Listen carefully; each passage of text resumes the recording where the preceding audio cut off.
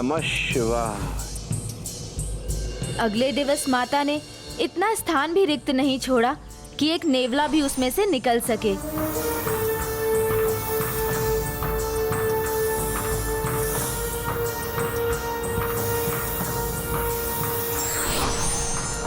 ओम नमः शिवाय।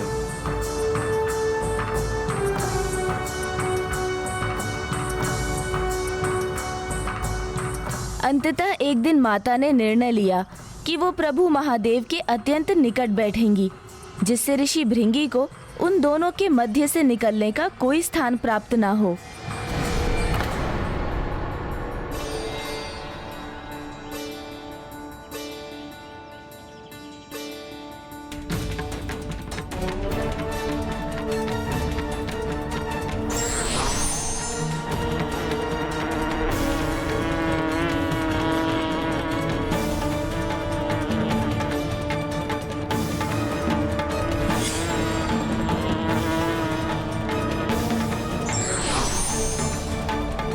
प्रभु भक्ति का ये अर्थ नहीं कि भक्त उनके अर्ध भाग को ही स्वीकार करे। ओम नमः शिवाय। ओम नमः शिवाय।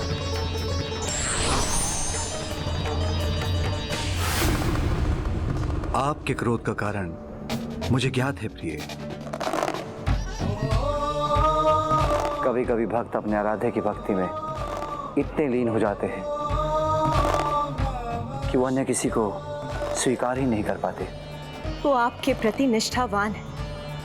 ऋषि भृंगी आपके बड़े भक्त हैं। मैं इसीलिए क्रोधित नहीं हूँ स्वामी। मेरे दुख का कारण है कि आपके भक्त होने पर भी वो आपकी अर्धांगिनी का तिरस्कार क्यों कर रहे हैं स्वामी?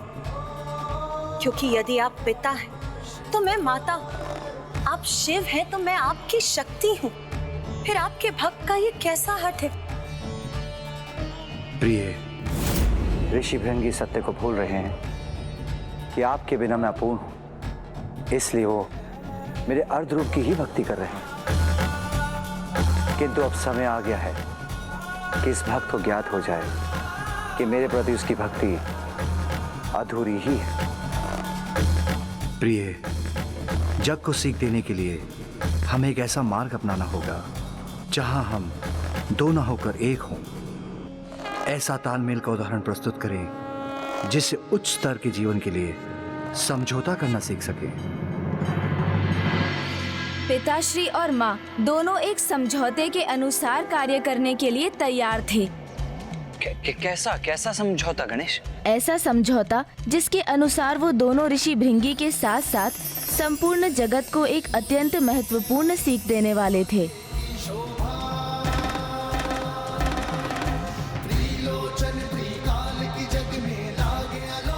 ओम नमः शिवाय।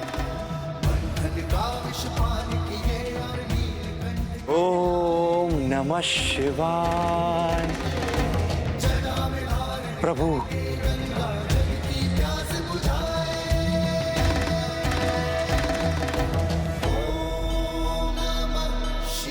ओम नमः शिवाय।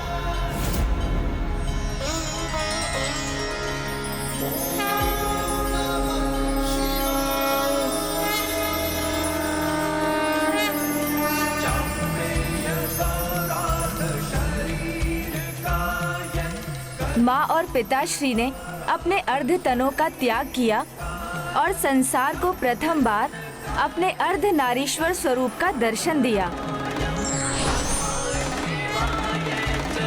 ओम नमः शिवाय।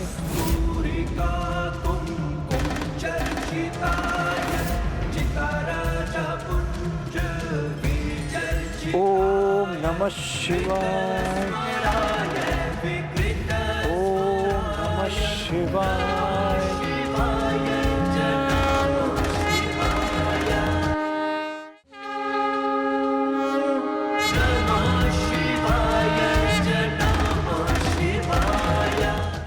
कितना अपूर्व दिव्य दृश्य रहा होगा ना गणेश।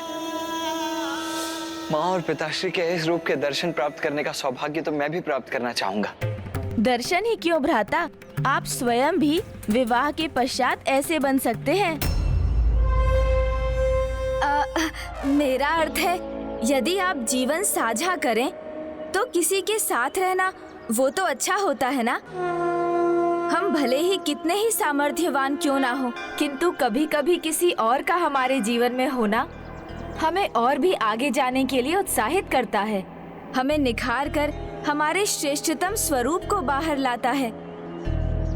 जैसे माँ और पिताश्री का ये महान महिमामयी अर्धनारीश्वर स्वरूप। जैसे मोती धागे के साथ मिलकर माला बनते हैं और पूर्ण आकार लेते हैं, वैसे ही एक पति और पत्नी एक दूसरे के साथ एकीकार होकर एक दूसरे से अभिन्न हो जाते हैं। इसलिए ऐसा दृढ़ और अटूट संबंध स्थापित करते हैं जो एकमात्र विवाह में ही स्थापित हो सकता है। फिर तो श्री अर्धनारीश्वर के रूप के दर्शन पाकर ऋषि भृंगी भी समझ गए होंगे कि पति पत्नी एक दूसरे से विलग होकर भी एक दूसरे के भाग होते। नहीं भ्राता, ऋषि भृंगी तो अभी भी ये समझने में असमर्थ थे, क्योंकि उनका अर्थ ज्ञान और उनका हट अभी भी उन पर हावी था। प्रभु और माता के दिव्य अर्धनारीश्वर स्वरूप के दर्शन पाकर भी ऋषि भृंगी ने माता को देखकर भी अनदेखा ही किया और मात्र पिताश्री की प्रदक्षिणा करने के लिए एक मूषक का रूप धारण कर वो उन दोनों के मध्य कुतर कर मार्ग बनाने वाले थे। शिवाय।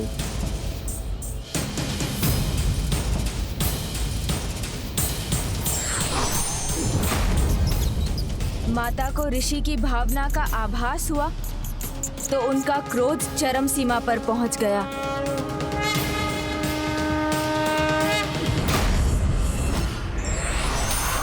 रुकिए।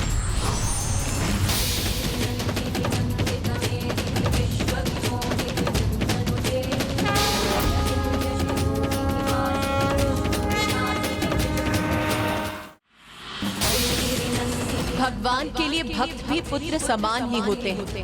इसलिए यदि पुत्र कोई भूल करता है तो उसे सुधारना भी भगवान का ही कार्य होता है। उसी प्रकार भक्त की अज्ञानता को दूर कर उसे उचित मार्ग पर लाना भी भगवान का ही कार्य है। अब आपको समझाने का एक ही उपाय है, इसलिए अब मैं तुम्हें श्राप देती हूँ। तुम्हें अपने आराध्य के पुरुष तत्व में ही आस्था है ना? तुम्हारे तन से तुम्हारा रक्त, तुम्हारी मांसपेशियां जो तुम्हारे स्त्री तत्व से उत्पन्न हुई हैं, वो इसी क्षण लुप्त हो जाएं, जिससे तुम्हें तुम्हारे आराध्य की पूर्णता का आभास हो सके। माता,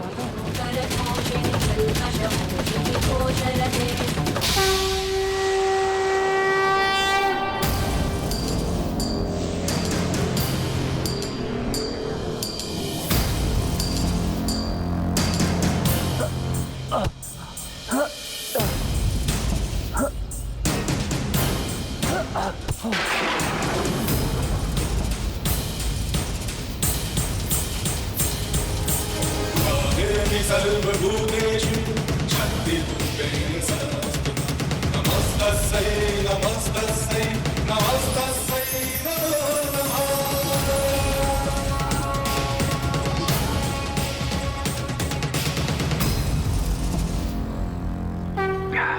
क्षमा करें माता, मैं पूर्व में नहीं समझ पाया कि आप दोनों एक दूसरे के बिना अपूर्ण है माता।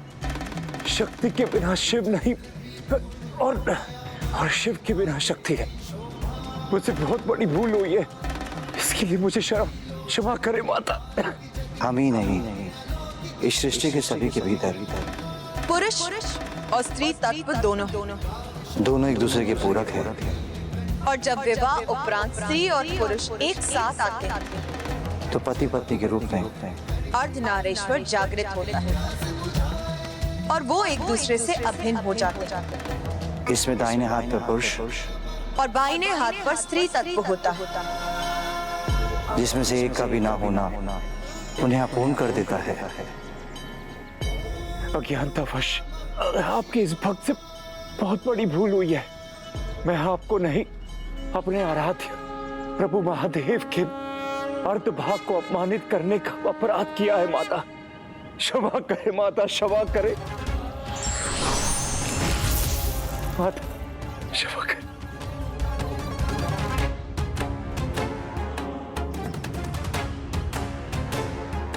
तुमने ये सत्य समझने में बहुत विलंब कर दिया, इसीलिए अब मैं चाहकर अपने श्राप को नहीं लौटा सकता, अपने श्राप को नहीं लौटा सकता।